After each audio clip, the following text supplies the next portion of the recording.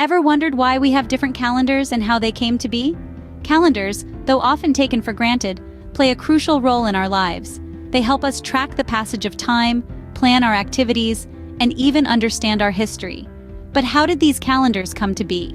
Let's take a journey back in time to ancient Rome. It's the year 45 BC, and Julius Caesar, the Roman dictator, is not happy with the existing Roman calendar. It's messy, inaccurate, and out of sync with the solar year, so he decides to reform it. With the help of an Alexandrian astronomer, he introduces the Julian calendar, named after himself. It's a solar-based system with a year length of 365.25 days, divided into 12 months. Every fourth year is a leap year, making it more accurate than its predecessor. Fast forward to the 16th century. Despite the improvements made by Julius Caesar, the Julian calendar is still not perfect. It's running 10 days ahead of the solar year. This discrepancy causes a significant problem for the Catholic Church, as it throws off the timing of Easter. Enter Pope Gregory XIII. Motivated to correct this error, he introduces a new system, the Gregorian calendar. The Gregorian calendar, like its Julian counterpart, is a solar-based system. However, it introduces a complex leap year rule. While every fourth year is a leap year, those divisible by 100 are not, unless they're also divisible by 400. It's a bit of a mouthful, but this rule keeps the calendar in closer alignment with the Earth's revolutions around the Sun. So, from the bustling streets of ancient Rome to the hallowed halls of the Vatican, the journey of our modern calendar is a fascinating tale of innovation, precision, and a desire to harmonize our human-made systems with the natural world. From Julius Caesar to Pope Gregory XIII, these calendars have shaped how we perceive time. And as we'll see in the next scene, they continue to influence our lives in surprising ways. So, who uses these calendars and what makes them special? Let's dive right into it. The Julian calendar, named after Julius Caesar, who introduced it in 46 BC, is still in use today, but not in the places you might expect. Primarily, it's the Eastern Orthodox churches and some Oriental Orthodox churches that stick to the Julian calendar for religious observances. They find significance in adhering to this calendar, maintaining the continuity of their ancient traditions.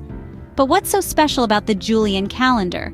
Well, it was the first to introduce the leap year concept, adding an extra day every 4 years. This was a groundbreaking adjustment to align the calendar year more closely with the solar year.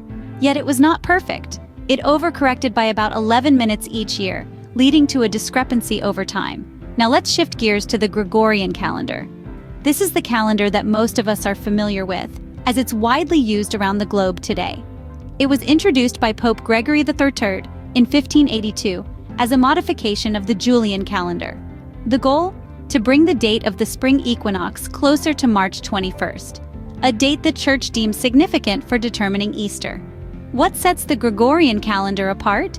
It fine-tuned the concept of the leap year. While the Julian calendar adds a leap day every 4 years, the Gregorian calendar omits 3 leap days every 400 years. This subtle tweak results in a much more accurate alignment with the solar year.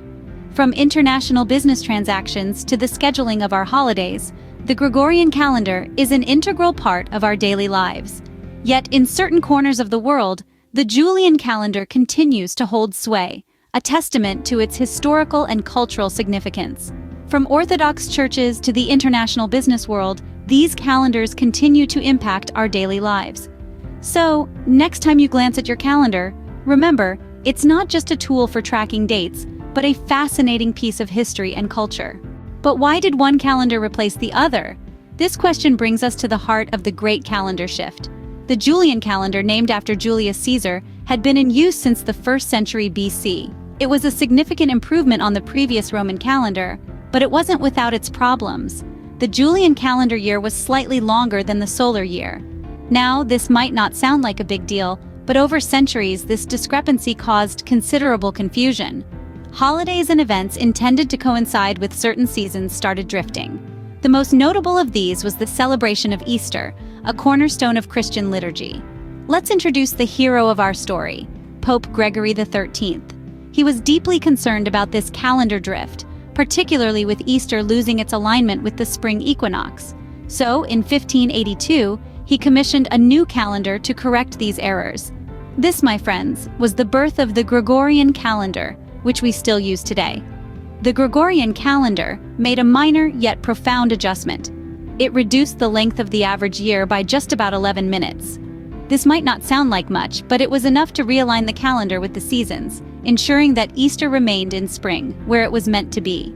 The transition wasn't smooth sailing, though. People had to skip 10 days to make the switch, which understandably caused some confusion. Imagine going to bed on October 4th and waking up on October 15th. Moreover, not everyone was ready to adopt this new system immediately. Some countries held on to the Julian calendar for centuries more, leading to some fascinating historical anomalies. But eventually, the majority of the world recognized the Gregorian calendar's accuracy and adopted it. The shift from the Julian to the Gregorian calendar was more than just a change of dates. It was a monumental moment in history. It demonstrated humanity's relentless pursuit for accuracy and harmony with nature's rhythms, forever marking our relationship with time. So, what have we learned about these two calendars? We journeyed back in time to discover the origins of both the Julian and Gregorian calendars, understanding how they were born out of necessity and a desire for accurate timekeeping. We learned about how the Julian calendar, introduced by Julius Caesar, became a staple of the Roman Empire, and then how the Gregorian calendar, named after Pope Gregory XIII, came to be widely adopted around the world for its improved accuracy.